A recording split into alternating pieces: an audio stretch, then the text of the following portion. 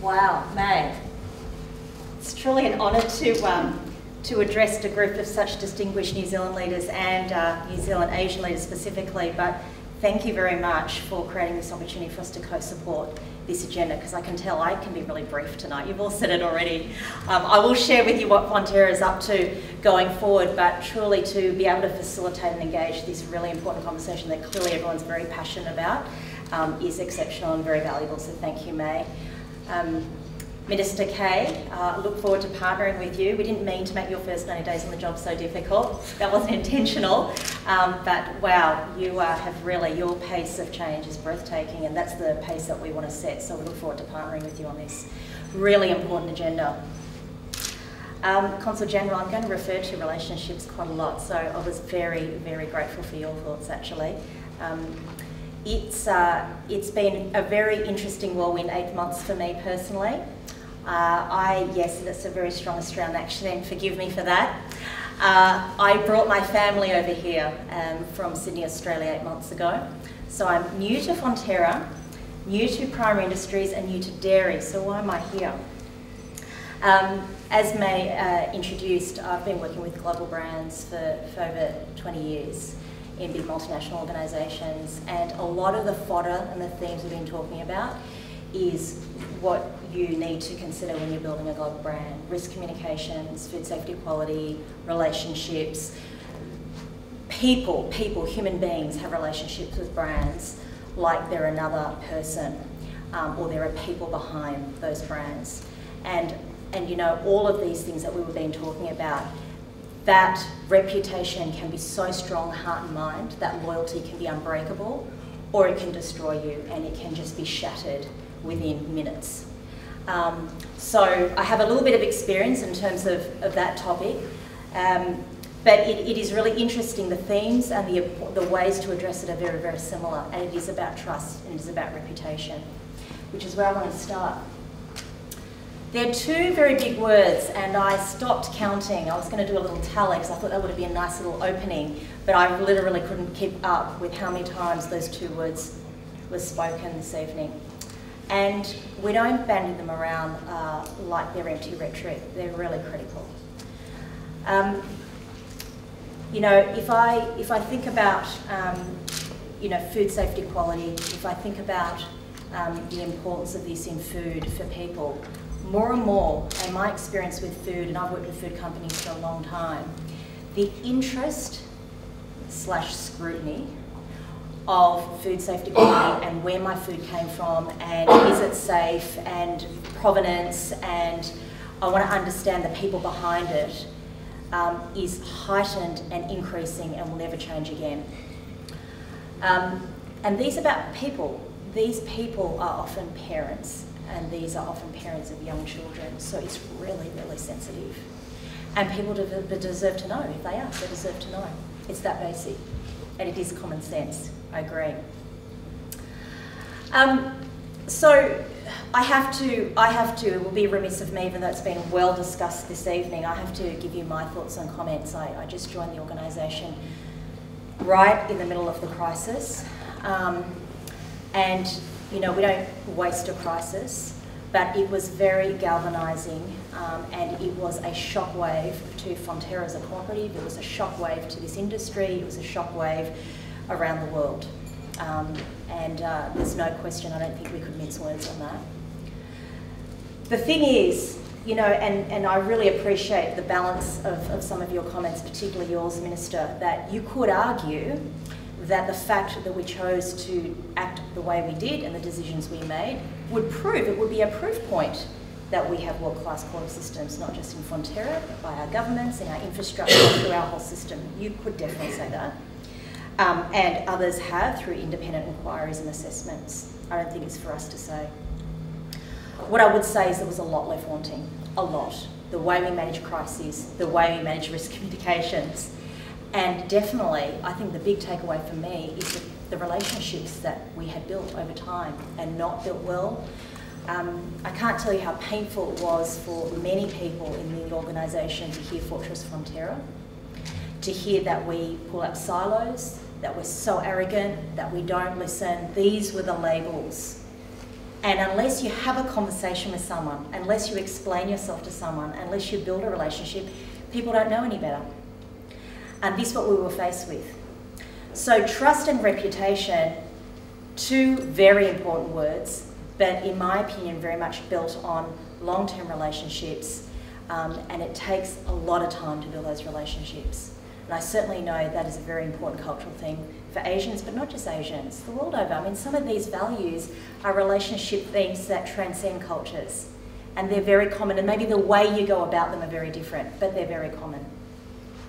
So the thing is, food safety quality, I think I don't have to, I was going to, but I don't think have to, it's well underscored here already this evening, the importance and why it's important, because people want to know the people behind what is the food that they're delivering, especially to families. But I have to say the manner in which the opportunity is, the manner in which we go about it, is very, very important, and is not just about systems and standards and processes. And I certainly think last year, the shockwave of last year exposed that. There's 5 more words here, not to be taken lightly. What happened last year is, in addition to all of the undertakings of assessments that occurred last year, we finally stopped defending ourselves, and we just listened. We just listened. We talked to many of you. We talked to the government.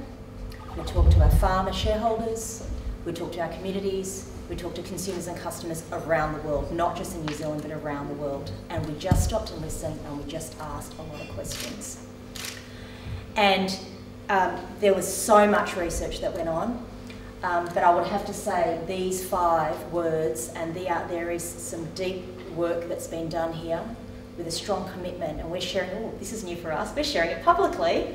This is our commitment in plain speaking language of what we are going to base everything we do at Fonterra going forward, not just for food safety quality, but because of the importance and responsibility we know we hold, not alone, but we do know we hold a big responsibility when it comes to New Zealand. So just explain them very briefly. Safe. We commit to delivering the safest food of the highest quality. We want to leverage our dairy ingenuity and our know-how and innovativeness, entrepreneurialism. We want to be dependable partners with all of the communities, with all the stakeholders that we interact with. We are all about the long term. We have inherited this multi-generational endeavour that is Fonterra, that is part of the fabric of New Zealand. We absolutely, just because we care, we would like to see it in the long term sustainably moving forward. And finally, a very big one for us is we're committing to be open and honest and transparent. That's it. No corporate jargon, that is our commitment, and that is what we are imbuing everywhere in everything that we do. And it's amazing how galvanising it's been. Specifically on food safety quality, we have committed to a multi-year roadmap agenda. It is a very deep investment and commitment.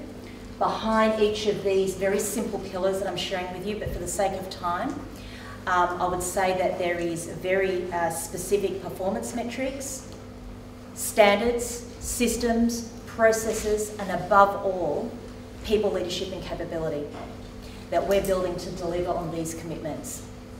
We already do 2,000 audits in a year, internal audits through our whole value chain. But clearly, after last year, that's not quite enough. It's not just about the audits and the ticks and the checks, but we will still step that up nevertheless because it is critical. We're building traceability systems. We already have very good traceability systems, but clearly that's not good enough. It takes us in some of our value chain a couple of days to track and trace. We want to get it down to within a day. Then we want to get it down to within a few hours. Then ultimately, we want to get it to anticipating what a consumer or a customer wants to know. Anticipating, so instantaneous. We're building social media centres. I think there was a lot of a theme this evening talking about constant connectedness. You know, it is not static about building a static plan, a static investment, having a bit of communications, and you can go out in a very linear way. It is about constant 24/7, constant connectedness. So we want to listen connected all the time, and we want to be able to provide a vehicle of communication to people all the time. So we're building that platform as well. So that's just to give you a tip of the iceberg of some of the things we're doing. There is anti-fraud detection, protection, anti-counterfeit protection in our packaging and the likes, and throughout our value system. So these are some of the endeavours we're taking, but this commitment we are publicly stating, and so we're very committed to it, and it's a deep investment and takes a deep focus from us internally.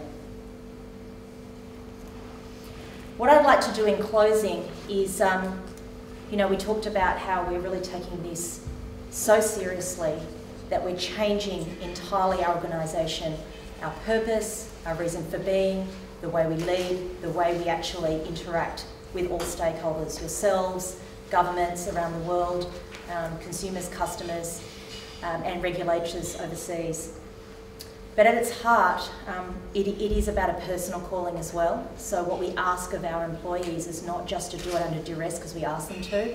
We actually do it because they want to, and we're galvanising all of our employees, and 10,500 of them, and our 10,500 farmers. So we're talking 30,000 strong individuals to really rally in a very positive way, in a way that builds us for tomorrow for New Zealand, to really bring food safety, quality and the reputation of New Zealand to its preeminence, and always building and improving year after year. So it's a video that we actually show internally. We don't do this. This is all part of us trying to change the way we act and the way we lead and the way we interact. It's an internal video, so bear that in mind. And it's how we are galvanising our employees, just to share you pretty openly, how we're galvanising this on this agenda.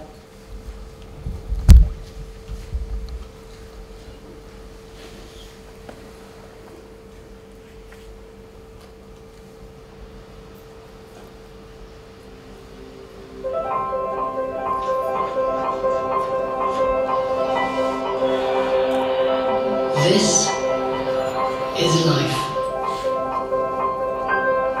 It's what we make of it. And what matters most is what we see in it. So when we see new life, we keep it safe. We nourish it and care for it. We're trusted to bring the best out of it. With natural goodness you can trace all the way back to the source. That's why we do what we do every day. When we speak, we are open and honest. We call it like we see it, fronting up when we make mistakes. We build real relationships on trust, and that's what you can expect from us. When you see dependability, you know you can count on us being there, even when the going gets tough. Doing what it takes time and time again, you can trust us to find a way to make it happen. When we see the magic in new things, it sparks our imagination and pushes us forward. Our daring ingenuity and expertise changes things, so everybody benefits. We will do things tomorrow we can only dream of today. And when we say responsibility, it means caring for the things that matter and looking after them so they last beyond our years. Sharing what we do best and protecting where it comes from. Doing the right thing today and for tomorrow. This is life. It's what we make of it. And what matters most is what we see in it. This is us. Built on trust. This is Fonterra. This is Dairy for Life.